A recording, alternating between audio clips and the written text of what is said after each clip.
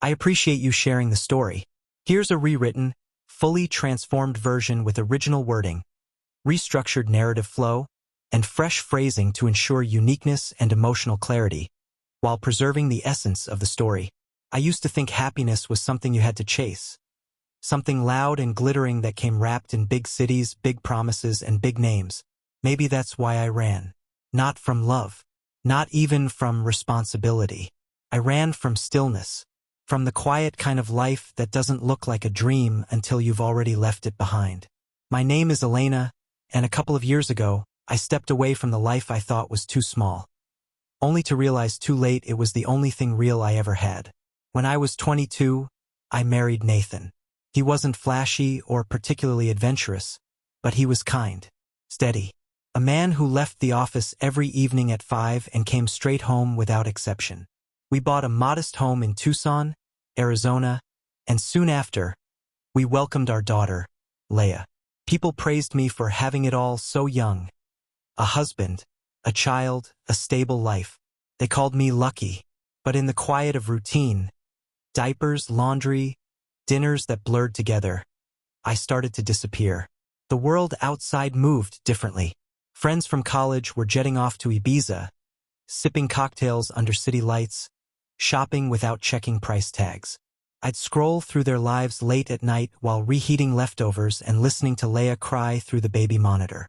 My best friend from university, Maya, had moved to Miami. She was dating a man with a private yacht and a taste for luxury. Every week was another rooftop party, another designer gift. Meanwhile, I hadn't bought a new dress in a year. Nathan wasn't a bad man. He just lived in black and white while I craved color. His idea of a vacation was a tent in the woods. Our dates were chain restaurants and gas station flowers. Every conversation was functional, safe, but I didn't feel seen. I didn't feel alive. Then Maya called and invited me to visit. I hesitated, not because I didn't want to go, but because I knew what it might awaken in me. Nathan didn't take it well. What kind of mother leaves her kid to party in Miami? He asked. But the real question was, what kind of husband doesn't notice when his wife is slowly losing herself? I booked the ticket anyway. The moment I stepped off that plane, I felt a shift. The ocean breeze, the glint of sunlight on glass towers, the way Maya swept me into her world like I'd never left. It all hit me like a forgotten memory. She handed me a flute of champagne, told me I needed a wardrobe that matched the skyline, and dragged me into boutiques where I barely recognized my reflection. For a moment, I felt beautiful, untethered. That night, we ended up at a velvet rope kind of club, the kind I'd only ever seen in movies. That's where I met Roman. He was a recording artist, fresh off a performance. Confident, smooth, magnetic in the way some people just are. Every woman in the room noticed him, but he only noticed me. When he spoke, he didn't just ask questions, he listened. Really listened. And when he told me I didn't belong in a quiet life, that I had more inside me than grocery lists and preschool pickups, I believed him. We exchanged numbers. And with that, I stepped into a world I'd never known, but quickly craved.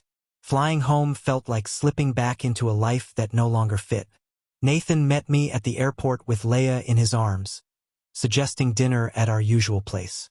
I looked at him and saw a man who had become a stranger. That night, when he reached for me in bed, I turned away. I had already begun to drift. I tried to play the part. I folded laundry, packed lunches, smiled for Leia. But I was texting Roman under the table, living two lives. Nathan could sense it. He grew distant, then desperate. But he never once asked the only question that mattered. Are you happy? Then Roman invited me back. For a full week this time. Let me show you the life you were meant for, he said. That's when I asked Nathan for a divorce. He didn't yell. He just broke, cried, promised to change, to do therapy. But it was already too late. I wasn't looking for Nathan to improve. I was already halfway gone. Everyone said I was throwing away something precious. My parents were furious. You're leaving a good man, my father snapped. But they didn't know how empty I'd felt for so long. I got full custody of Leia. The house. Alimony. Nathan didn't contest it. He was numb. Roman flew me out to celebrate. Lavish restaurants, hotel suites, red carpet events. I felt like someone important, for a while. But then the cracks formed. Roman was always busy. Meetings, studio sessions, trips he didn't tell me about until after they happened. I became just another accessory to his lifestyle, glamorous, but never necessary. The warmth faded. My questions made him impatient. When I asked about the women messaging him at midnight, he smirked and said I was insecure. Then came the blow. He wasn't exclusive. Never had been. Maya told me gently, said she thought I should know. He'd been seeing other women the entire time. I was never the center of his world. Just a temporary stop. Meanwhile, Nathan had moved on. He was seeing a woman named Sabrina from his office. She was soft-spoken, beautiful, and most painfully good with Leia. They looked like a real family in the photos. Leia beamed next to her like she had known her forever. Sabrina wore the ring that used to be mine. 2 years later, I still live in that same house. Alone. I work part-time, live on what's left of the support money. The silence now isn't peaceful. It's hollow. Roman, he just proposed to a model. She's pregnant. They just bought a mansion in Los Angeles. That life, the one I chased, belonged to someone else all along. Nathan married Sabrina 6 months ago. Leia was the flower girl. She smiled brighter than I'd seen her smile in a long time. And me? I scroll through their pictures like a stranger, watching a life that was once mine, now lived better by someone else. People say, "You made your choice," and they're right. But no one tells you that sometimes the freedom you run toward is nothing but another kind of prison. This one just has better wallpaper.